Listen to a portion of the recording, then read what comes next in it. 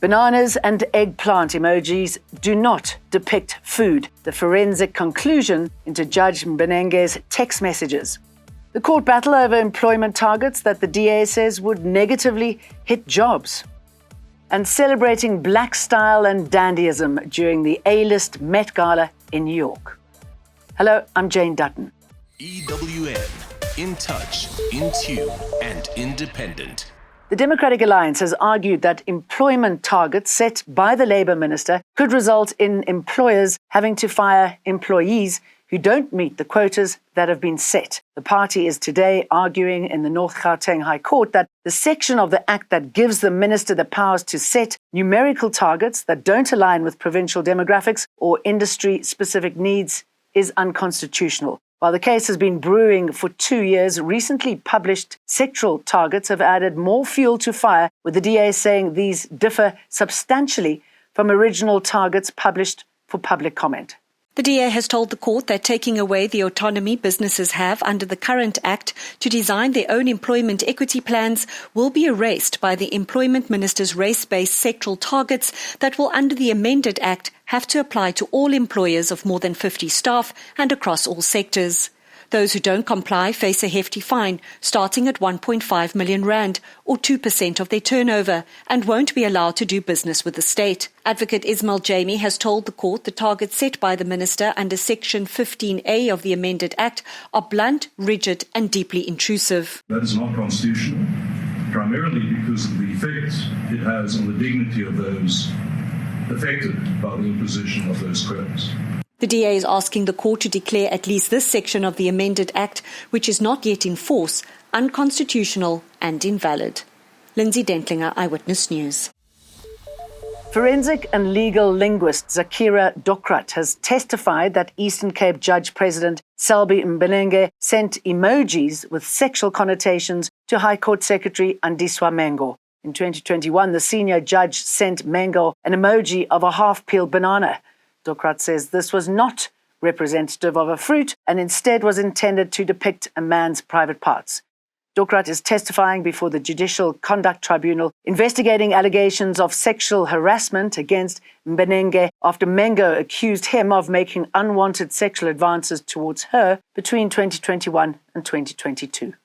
Pervy eyes emoji. The next emoji is not the tongue out emoji, Chair. It's the licking of the lips emoji. The licking of the lips emoji can be used as a sign to say something is delicious, as we would use it for the function in food. In this instance, proceeding by the pervy eyes emoji, it would mean attractiveness, desire, want. Remember them for who they were, not how they died. The 3 young police officers whose disappearance and final hours captured a country. A memorial service has been held today in Bloemfontein. This comes days after divers recovered the VW Polo the officers were travelling in from the Henops River in Centurion. Constables Boipelo Senoche, Linda Cebekulu and Geomogetswe Bays were last seen at a petrol station near the Grasmere Toll Plaza en route from Bloemfontein to Polokwane. Police say no foul play is suspected, but the investigation into what caused the crash continues. There is no amount of words that can or shall, be it now or in the future, shake or describe what we are going through. I'd like to say to the families, as South African Police Service, we are sorry that you gave us your 2 daughters and son, very fresh, working, energetic, dedicated to do the work. And we are bringing them back in this fashion which they are. It is not our wish and will.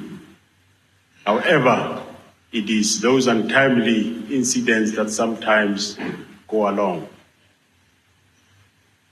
It is a profound sorrow and a great loss that I stand here before you to talk about the 3 young lives which we are now talking about them in the past tense.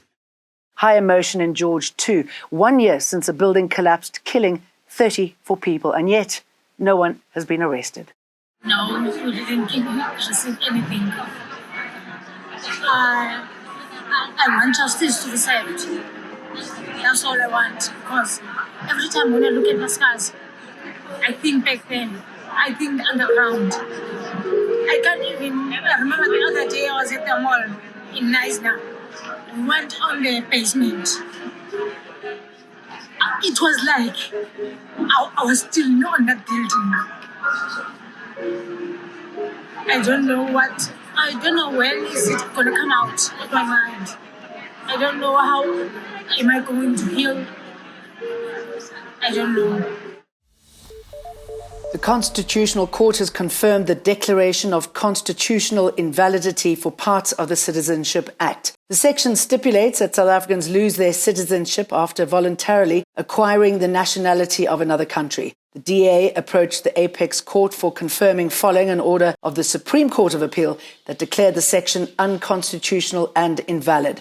The party argued that it served no legitimate public purpose and was therefore irrational. The court unanimously agreed with the Government of National Unity partner.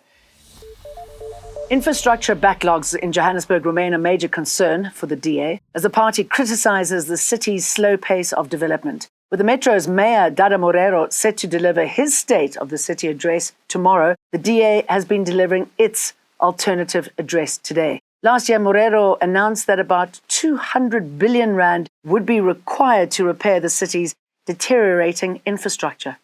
It is clear that Johannesburg is in a state of total collapse, with misplaced priorities, systemic inefficiencies, and a lack of accountability. It has eroded the promise of a world-class African city. The state of Johannesburg's infrastructure paints a stark picture of neglect. The suspect linked to the disappearance of a journalist and his partner who was due to appear before the Mamelodi Magistrates Court today has now been moved to KwaMhlanga Magistrates Court.